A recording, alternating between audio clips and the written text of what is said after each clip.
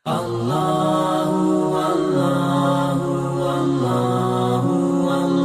হলো মাহে রমাদান যে বার্তা নিয়ে এসেছিল আমাদের, আমরা মাহে রমজান কাটালাম। এক নাম্বার যে শিক্ষা মাহে রমজান থেকে আমরা পেলাম সেটা হলো মুজাহাদা। মুজাহাদা মানে কষ্ট স্বীকার করা, মনের ইচ্ছার বিপরীতে গিয়ে করা। আচ্ছা, এই রমজান মাসে যে আমরা বিশেষ করে এই কয়েকদিন ধরে বেশ ভালো একটা গরম পড়তেছে, তাই না? এই গরমের মধ্যে মানুষের নফস কি চায়? একটু ঠান্ডা পানি চাই, একটু খাবার চাই, একটু ঠান্ডা পানি চাই, একটু আরাম চাই। নফস তো তাই চাই। কিন্তু আমরা কি নফসের খাহিশ পূরণ করতেছি, নাকি নফসের বিরুদ্ধে গিয়ে মুজাহাদা করতেছি? মুজাহাদা করছি, ঠিক না? পানাহার ইত্যাদি বর্জন করে আমরা মুজাহাদা করছি। তো রমজান আমাদেরকে এই বার্তা দিয়ে গেল, রমজান আমাদেরকে এই শিক্ষা দিয়ে গেল। এই শিক্ষা যেন আমরা সারা বছর পালন করতে পারি, যে মনে যেটা চায়, মনে যেটা চায়, নফস যেটা চায়, খাহিশ যেটা চায়, তার অনুকূলে চলাটা ঠিক নয়, বরং তার প্রতিকূলে চলাটার নামই হলো কি? ঈমান। তার প্রতিকূলে চলার নাম হলো কি? কামিয়াবি এবং সফলতা। আল্লাহ রাসূল সাল্লাল্লাহু আলাইহি ওয়াসাল্লাম এই কথাই বলেছেন এক হাদিসের মধ্যে, হুজিবাতিল জান্নাতু বিল মাকারিহ ওয়া হুজিবাতিন নারু বিশ শাহওয়াত। বুখারীর riwayat, আল্লাহ রাসূল সাল্লাল্লাহু আলাইহি ওয়াসাল্লাম বলেছেন, জান্নাতকে ঘিরে দেওয়া হয়েছে কাঁটা দিয়ে। জান্নাত খুব মধুর জায়গা, আরামের জায়গা, কিন্তু চতুর্দিকে কিন্তু কাঁটা আর কাঁটা, কাঁটা দিয়ে ঘিরে দেওয়া হয়েছে। জাহান্নাম খুব খারাপ জায়গা, কষ্টের জায়গা, কিন্তু চতুর্দিকে আরামের জিনিস দিয়ে ঘিরে দেওয়া হয়েছে, মানে আরামের জিনিস দিয়ে চারদিকে সাজিয়ে দেওয়া হয়েছে। এই জন্য জান্নাতে যেতে গেলে ওই কাঁটাগুলো মারিয়ে যেতে হয়। জাহান্নামে যেতে হলে কাঁটা মারানো লাগে না, বরং খাহিসাত অনুযায়ী চললেই জাহান্নামে চলে যাওয়া যায়, ঠিক না? তো রমজান আমাদের কি বার্তা দিল? এক নাম্বার মুজাহাদা, অর্থাৎ কষ্ট, নফস, মনের খাহিসাতের বিপরীতে গিয়ে, খাহিসাতের বিপরীতে গিয়ে চললেই সফলতা, এই বার্তা দিয়ে যায়। আমার একটা ছোট্ট ঘটনা মনে পড়ে গেল। এক আল্লাহওয়ালা বুজুর্গ অসুস্থ হয়ে পড়েছেন। তো অসুস্থ হওয়ার পর, খুবই অসুস্থ হয়েছেন, এখন ওনার ভক্ত টক্ত যারা রয়েছে ওরা চিন্তা করে দেখলো যে কি করা যায়। তো অবশেষে দেখলো কাছাকাছি একজন ভালো কবিরাজ আছে, কিন্তু কবিরাজটা একজন মুশরিক কবিরাজ। তার কাছে নিয়ে গিয়েছে, ওনার কিন্তু হুঁশ নেই। এখন কিছু হচ্ছে ঝাড় ফুকটুক দিয়ে মোটামুটি এখন এই আল্লাহওয়ালা বুজুর্গ সুস্থ হয়ে গিয়েছে।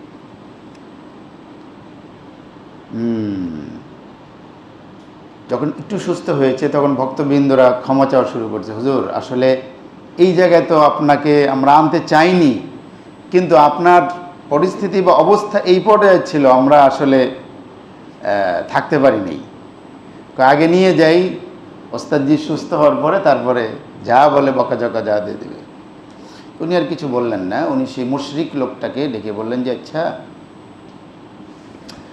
তুমি তো বেশ ভালোই কামালাত অর্জন করছো, বেশ ভালো কামেল,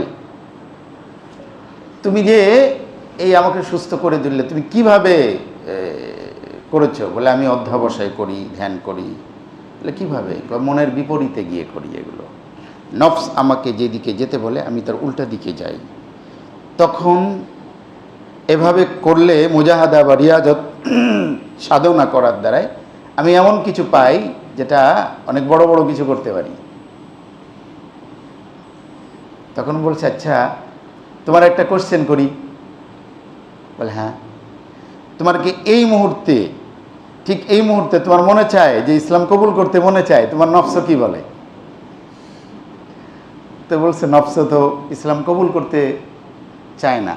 বলে তাহলে তোমার নীতিমালা অনুযায়ী তো তোমার মুসলমান হওয়া উচিত। প্রত্যেকের ধ্যান কিন্তু সেরকম থাকে, তাই না? একজন ক্ষুধার্ত ব্যক্তির একটা প্রবাদ আছে, দো দো কিতনা হোতা হয়? বলে দো দো চার রোটিয়া হোতা হয়। দুয়ে দুয়ে কত হয়? দুই দুই কত হয়? না, দুই দুই 4 রুটি হয়। একজন ক্ষুধার্ত ব্যক্তির কাছে দুয়ে দুয়ে কত হয়? 4টে রুটি হয়। প্রত্যেকের যা চাইবেন দুই আর দুইয়ে কত হয়? দুয়ে দুয়ে শুধু 4 হয় না, যার যেটা প্রয়োজন সেটা হয়, সেটার দরকার পড়ে। তো যারা সত্যিকার অর্থে আল্লাহ প্রেমিক, তারা তো চান এই পৃথিবীটাকে যেন সুন্দর আবাদ হয়ে যাক, ইমানদার দ্বারায় যেন পরিপূর্ণ হয়ে যাক। তো বলছেন, দেখো তুমি আমার একটা উপকার করলে, আমি তোমার একটা উপকার করতে চাই। তোমার নীতিমালা অনুযায়ী, তোমার উসুল অনুযায়ী তোমাকে তখন মুসলমান হওয়া উচিত। তখন ওই লোক বলছেন, আপনি ঠিকই ধরছেন বিষয়টা। তখন ওই লোক ঠিকই ওই বুজুর্গের হাতে কালিমা পড়ে মুসলমান হয়ে যান। এমন একটা গল্প রয়েছে। তো এক নাম্বার রমজানে যে বার্তা আমাদেরকে দিয়ে গেল সেটা কি? মুজাহাদা, নফসের বিপরীতে হাঁটার চেষ্টা করা, খাহিসাতের বিপরীতে চলার চেষ্টা করা। রমজান মাসে অনেক খাহিসাতকে আমরা কোরবানি করেছি। অতএব রমজান শেষ হয়ে যাওয়ার পরেও যেন আমরা আমাদের এই খাহিসাতের বিরুদ্ধে চলতে পারি, সেই তৌফিক যেন আল্লাহ রাব্বুল ইজ্জত ওয়াল জালাল যেন আল্লাহ আমাদেরকে ইনায়েত করে। বলুন আমিন।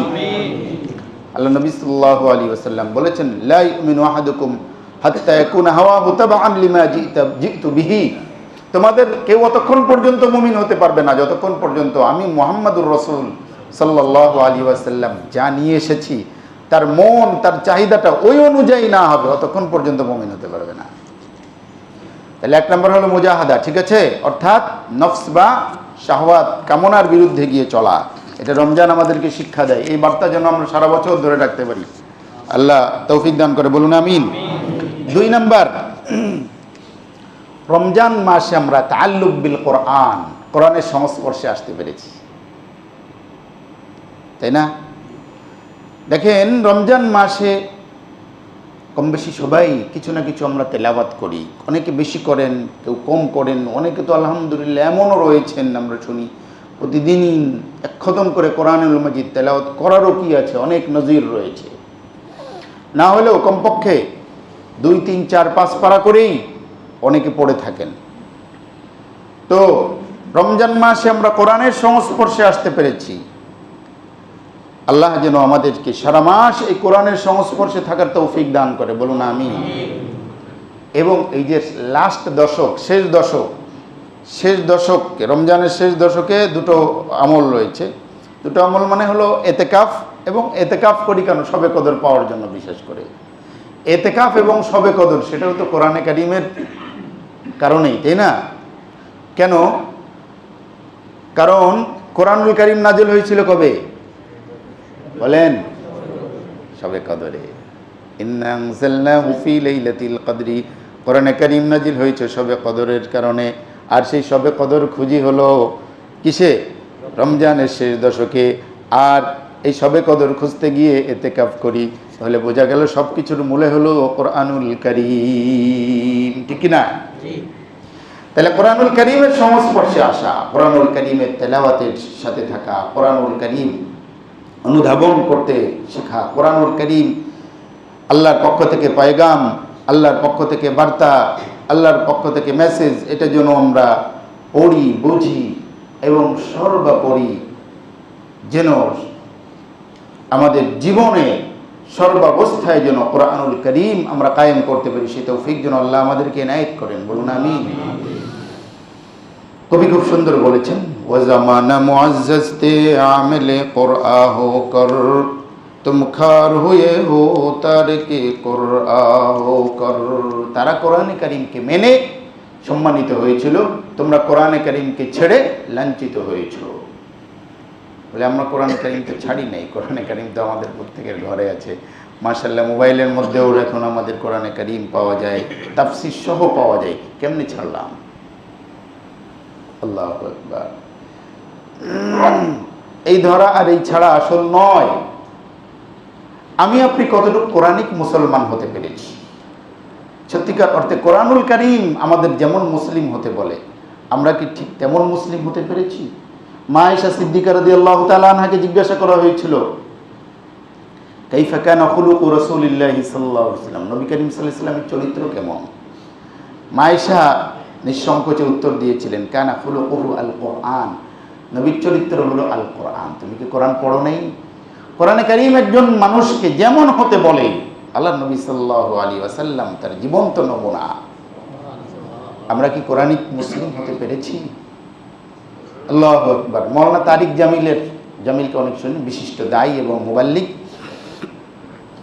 ওনার একটা আলোচনার মধ্যে এসেছে, বই আকারেও এসেছে, উনি বলছেন যে আমি একবার সফর করছি, তো আমার পাশে বিমানের পাশে বসা যে ভদ্রলোক, উনি একজন ইংরেজ খ্রিস্টান। তো আমি তাকে কথায় কথায়, যেহেতু একজন দায়ী মানুষ, মুবাল্লিগ, যেই লাইনের সে তো ওই লাইনেই চেষ্টা করে, যে একজন বিজনেসম্যান সে চেষ্টা করে যে পাশের লোকটা কি ওই ইসের কিনা, সে তার লাইনের কথা উঠায়, তাই না? যে একজন ভালো আমলা সে চেষ্টা করে যে তার ওরকম কিনা, সে ওই লাইনের কথা উঠায়। তো দায়ী মুবাল্লিগ কথায় কথায় উনি দাওয়াতি কথাবার্তা উঠালেন, উনি খুব মনোযোগ দিয়ে শুনলেন।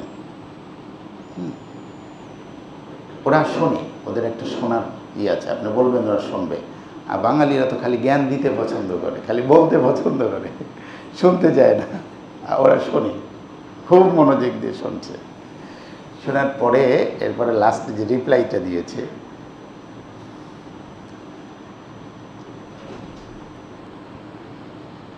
বলছেন যে অনেক কিছু বলছে, মদ টদ এগুলো নিয়ে বলছে, মদ হারাম ইত্যাদি। যখন উনি বলছেন যে আমি পৃথিবীতে অনেক জায়গায় ঘুরেছি, অনেক জায়গায় ঘুরছি, অনেক দেশে গিয়েছি, আমি সব থেকে স্বাদের এবং মজার মদটা করাচিতে এসে পাই।